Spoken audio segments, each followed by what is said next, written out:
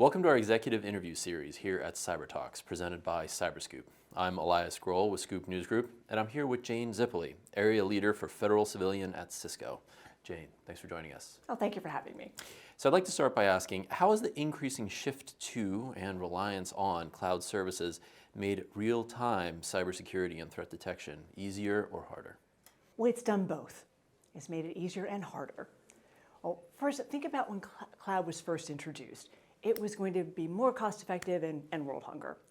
And even the federal government had to realize it's not quite what it's going to do. So they moved from being cloud first to cloud smart. And that's what we're looking for people to do. Now, in terms of the cybersecurity challenges, the first thing you've got to remember is that when you move things to the cloud, you're putting your data on somebody else's data center. You are still responsible for making sure it's secure. And one of the ways you're going to do that is by understanding what you've moved and having great visibility into who has access to it. Now, there are actually a lot of really great solutions available for doing cybersecurity in the cloud. And they start with things like being able to understand the DNS. So at scale, partners can help you figure out whether you're going to a site that's a phishing site that just came up 2 seconds ago. So you want to look at those type of solutions. You also want to make sure that you're looking even deeper into that. Do your cloud solutions have a CASB? Do they have DLP? Are they really going to be able to help you secure the data that you have put into the cloud? And most of the time at scale, your partners are going to be able to help you greatly with those efforts.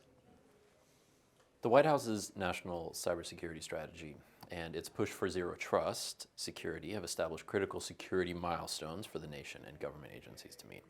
How have those initiatives made a difference to your organization and how you're investing in cybersecurity? Well, we work with a lot of different government agencies, and they appreciate the directives because it helps them go to their management team and say, we have to do these things.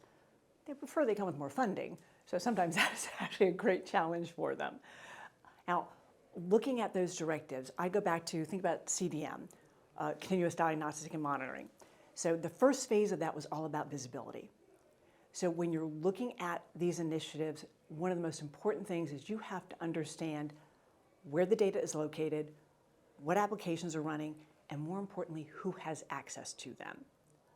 And once you have that visibility, it gives you the opportunity to go to your management teams and say, with this knowledge, we have a better understanding of what we need to secure, how we can leverage our current investments, how we need to move forward and make other investments. And the really critical thing right now is making sure that your secretary, your director, your CEO, CIO, whatever your management structure is, understands that cybersecurity is not an obstacle. It can be an enabler. And it can enable citizen confidence in accessing your facilities. Like, if I need to file my taxes online and I don't trust that it's going to happen correctly, I will not do that. And it's a much more expensive process if people file on paper. So we need to give the citizenship confidence in our cybersecurity. We need to fund it appropriately so we can match the challenges that we're currently facing. Jane Zipoli, thank you so much for coming by and sharing your expertise here at CyberTalks. Well, thank you for having me.